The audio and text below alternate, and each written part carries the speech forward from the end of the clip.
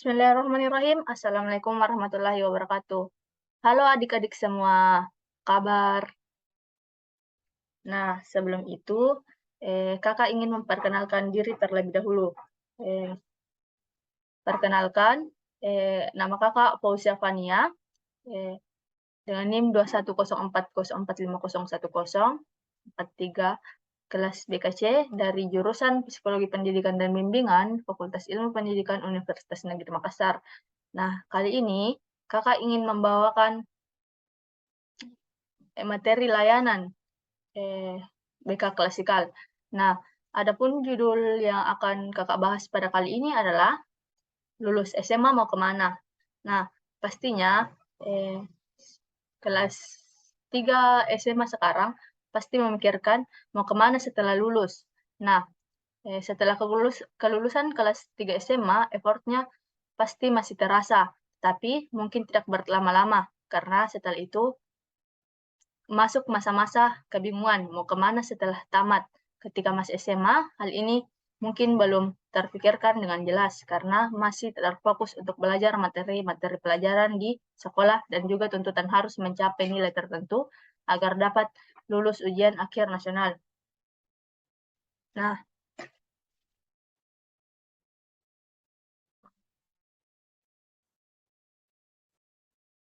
saat bersekolah, mungkin teman-teman masih lelah dengan tugas-tugas, masih ingin santai bermain bersama teman-teman yang lain.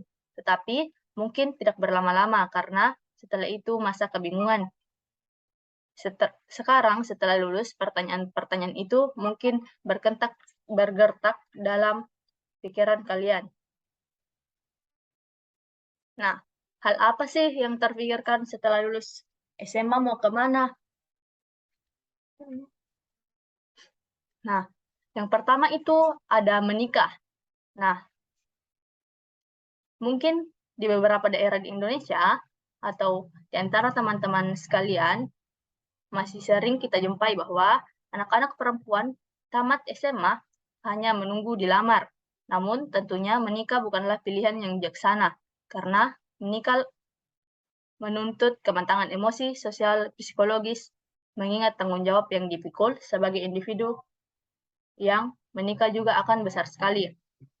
Nah, yang kedua itu ada kuliah. Bagi sebagian orang yang ingin melanjutkan ke perguruan tinggi, biasanya sejak SMA sudah buat rencana akan kuliah di mana, di jurusan apa. Memilih untuk kuliah pastinya tidak mudah. Pertama-tama sebaiknya sesuai jurusan yang dipilih. Tentunya juga sesuai dengan minat dan kemampuan adik-adik. Nah, yang ketiga itu ada bekerja. Hal ini mungkin dipilih setelah melihat kondisi ekonomi keluarga yang kurang mendukung untuk melanjutkan ke perguruan tinggi, atau mungkin karena keinginan adik sendiri agar segera mandiri secara ekonomi. Untuk pilihan ini, pertimbangan lapangan kerja yang tersedia, mengingat lapangan kerja yang tersedia bagi lulusan SMA sangat sedikit sekali, apalagi menjadi PNS, yang memang hampir-hampir tidak ada lagi kesempatan. Nah, yang keempat itu ada kursus. Tujuan kursus adalah meningkatkan keterampilan teknik yang dipakai.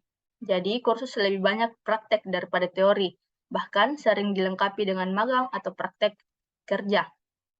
Nah, jenis kursus yang bisa ditempuh pun banyak dengan biaya dan fasilitas yang bervariasi. Nah, yang kelima itu ada bisnis sendiri. Nah, buka usaha sendiri mungkin jarang di negeri kita. Lulus sekolah terus berwirausaha alias punya bisnis sendiri. Padahal ini bukan hal yang tidak mungkin dilakukan. Kalau punya orang tua pengusaha, biasanya anak akan mudah mengikuti jadi pengusaha. Sayangnya, sebagian besar orang tua berharap anaknya jadi pekerja yang profesinya itu bagus. Nah, yang keenam itu ada pekerja mandiri. Pekerja mandiri artinya kita bekerja untuk diri sendiri tanpa adanya atasan atau bawahan. Contohnya pekerja mandiri adalah pengajar les privat, desainer web, pelatih olahraga, dan sebagainya. Nah, ada pun faktor pendukung dalam karir itu apa sih? Yang pertama adalah memahami terhadap diri sendiri. meliputi minat dan bakat yang kita miliki. Yang kedua itu memiliki kedisiplinan tinggi dalam hidupnya. Yang ketiga, memiliki kepercayaan diri dan juga optimisme yang tinggi. Yang keempat, memiliki komitmen yang tinggi. Yang kelima, terdapat peran dari keluarga dalam pengambilan keputusan karir yang mereka lakukan. Nah, apa sih faktor penghambat keputusan pilihan karir? Yang pertama itu kurangnya rasa percaya diri. Mungkin teman-teman di sini banyak yang kurang percaya diri dengan dirinya sendiri atau masih malu-malu. Yang kedua itu ada kebiasaan dan perilaku buruk. Yang ketiga, kurangnya informasi untuk mengembangkan karir. Yang keempat, tujuan karir dan nilai-nilai tidak selaras. Yang kelima, kurangnya kesadaran diri. Yang keenam, ketidakmampuan berkomunikasi secara efektif. Nah, selanjutnya itu karir apa yang tepat untuk Anda? Nah, sebelum itu, saat kita menentukan pemilihan karir, hal yang harus dipersiapkan itu ada personality atau kepribadian. Meskipun karir tersebut cocok dengan kepribadian Anda, namun seberapa banyak Anda bekerja sesuai dengan referensi atau keinginan Anda. Untuk memperbesar kemungkinan menemukan karir yang cocok tersebut, Anda akan memerlukan fleksibel perubahan di luar karir pilihan Anda. Yang kedua itu ada motivation atau motivasi. Ini adalah salah satu faktor yang paling penting bagi kepuasan karir jangka panjang. Temukan pekerjaan yang memotivasi Anda. Maka Anda telah menentukan karir yang tepat.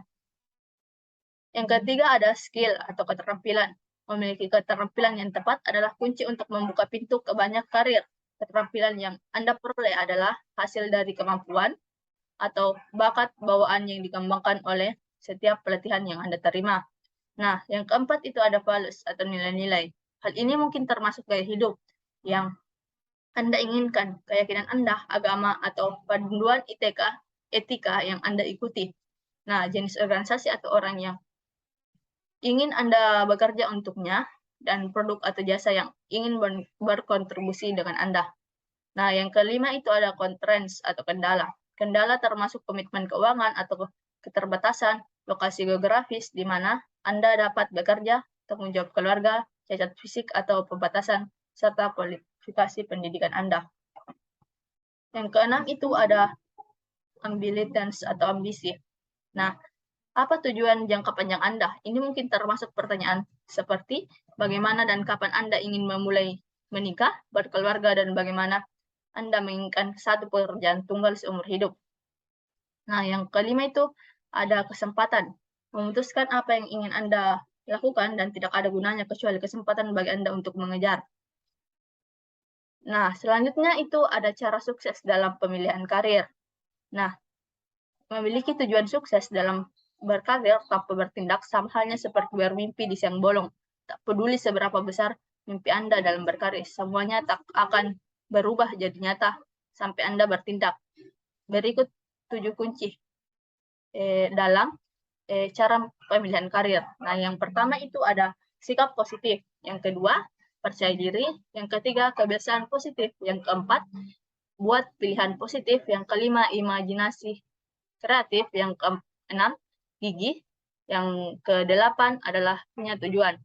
Nah, yuk teman-teman dan adik-adik sekalian, tentukan pilihannya sekarang. Nah, jangan bingung untuk mengarahkan diri Anda kemana karir Anda selanjutnya. Pikirkan matang-matang, jangan sampai salah pilih. Nah, selanjutnya saya akan memberikan kesempatan bagi adik-adik yang ingin bertanya. Silahkan raise hand. Baik, jika tidak ada yang ingin bertanya, baiklah, bimbingan layanan kali ini saya akan tutup. Sampai ketemu dengan bimbingan layanan berikutnya. Tetap semangat dan jangan sampai salah pilih. Saya tutup. Wabillahi taufiq wal hidayah. Wassalamualaikum warahmatullahi wabarakatuh. Terima kasih teman-teman.